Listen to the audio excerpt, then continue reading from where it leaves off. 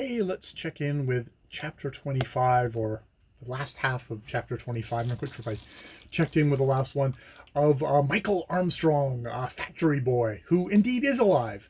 And actually, he actually kind of comes out of the fever. And the woman that has been brought in to take care of him says, like, well, if we feed him, he's going to be fine. But like, if we don't feed him, he'll probably die. But it's probably cheaper to feed him, right, rather than get another. And yes, it turns out that this is a good time to actually slightly recover, because they don't want to. They're short of workers, so it's like, okay, yeah, feed him, but like, he better not die. And the woman who feeds him is like, kind of takes it as a personal challenge to actually get nurse Mchl back to death. Not particularly for out of any kind of warm-hearted things, more to just sort of prove that her judgment was right. So Mchl gets nursed back to health. He goes back to work, and he finds out, and he's super pumped because he thinks he's going to see Fanny, but then he finds out that Fanny's been taken away. And at first, he's really happy for her. He's like, it's like, she got away. That's great. She's going to become like she'll become a rich lady. But the years go on, and indeed, I think it's like 3 years. He's now 14, and he's becoming bitter. It's like he was really hoping that Fanny would know. Like, he doesn't realize that Fanny thinks he's dead, and it's like, no one's come back for me, and no one is going to.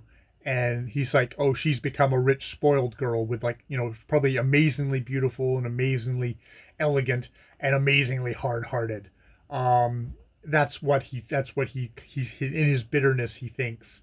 And he still thinks about his mother and his brother, and there's a growing rage in him. He's actually, through kind of hardiness of body and stuff like that, he is actually isn't crippled, isn't hunched, is actually kind of grown. He's like tall, and that this growth spurt seems to actually happen with his recovery from his illness, and getting fed kind of like lifts, like, getting nursed back to health at that crucial moment. He is actually a healthy, though starved, a 14-year-old boy, and he's starting to get that rage. And it's like, witnessing one of his little companions getting savagely beaten, he honestly has the thing of like, I just want to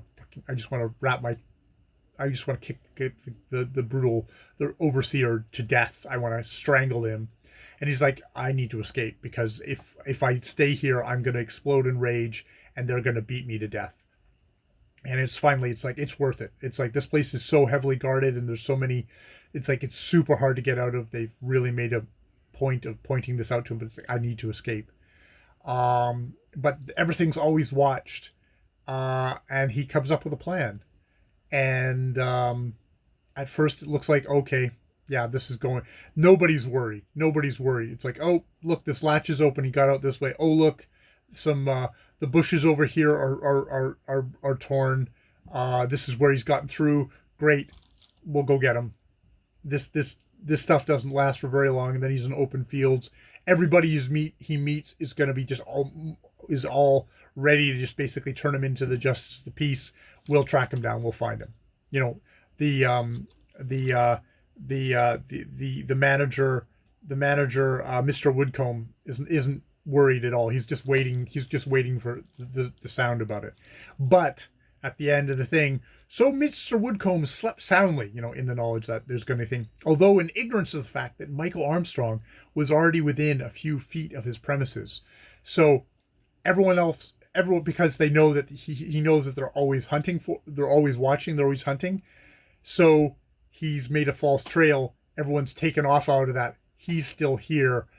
I'm assuming in the next chapter to actually make his actual escape in a different direction, while everybody else is out searching in the wrong direction for him. That's my theory. Yeah, there's just that good thing of like what captivity will do to somebody. And even like, he's a kind of like a good-hearted guy, but he's getting bitter and getting angry.